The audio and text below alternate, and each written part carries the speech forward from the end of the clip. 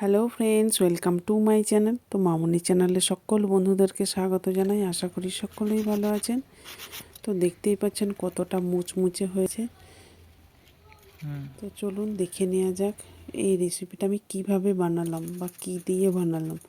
তো এখানে দেখতে পাচ্ছেন একটা ফুলকপি মিডিয়াম সাইজের, সেটাকে গ্রেট করে নিলাম। এরপর ফ্রাইং প্যান বসিয়ে দিলাম, তার মধ্যে সর্ষের তেল 1 চামচ দিলাম, পেঁয়াজ কুচো দিলাম একটা বড় সাইজের, দিয়ে দিলাম আদা রসুন কাঁচা লঙ্কা কুচানো আগে থেকেই রেখেছিলাম। এরপর সেই গ্রেট করা ফুলকপিটা এর মধ্যে দিয়ে দিলাম। শুকনো মশলা আছে হলুদ, লঙ্কা গুঁড়ো, জিরে গুঁড়ো ও লবণ দিয়ে ভালোভাবে কষিয়ে নিলাম।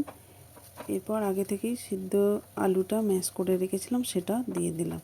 তো যে যেখান থেকে বসে আমার ভিডিওটা দেখছেন, একটা লাইক দিয়ে প্রথম থেকে শেষ পর্যন্ত দেখার অনুরোধ রইল।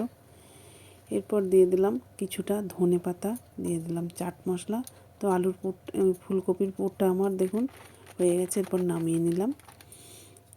এরপর বেসন দিয়ে দিলাম এখানে 1 বাটির মতো, চালের গুঁড়ো 3 চামচের মতো, লবণ, কালো জিরে, বেকিং সোডা আর দিয়ে দিলাম সামান্য হলুদ। এরপর জল দিয়ে এটাকে একটা ব্যাটার বানিয়ে নেব। তো ব্যাটারের ঘনত্বটা দেখতেই পাচ্ছেন, খুব মোটাও নয় খুব পাতলাও নয়। এরপর এই আলুটাকে আমি আবারও ভালোভাবে হাতের সাহায্যে মেখে নেব। তো এইভাবে আমি গোল গোল শেপে বানিয়ে নিলাম। তো আপনারা চাইলে অন্য যে কোনো শেপে বানিয়ে নিতে পারেন। তো যারা আমার ইউটিউব চ্যানেল থেকে দেখছেন, একটা সাবস্ক্রাইব করে পাশে থাকবেন, পাশে থাকা বেল বাটনটি অল করে রাখবেন। তাহলে আমার নতুন নতুন রেসিপি ছাড়ার সাথে সাথে সবার আগে আপনার কাছে পৌঁছে যাবে।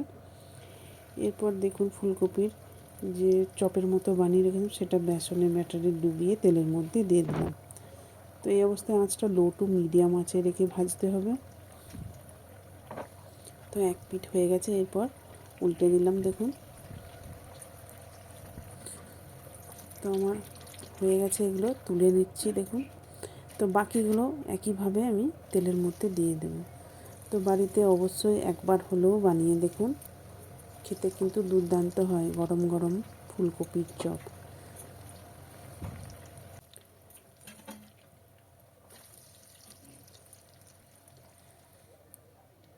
অবশ্যই বানিয়ে দেখুন, কেমন হলো কমেন্ট করে জানাতে ভুলবেন না।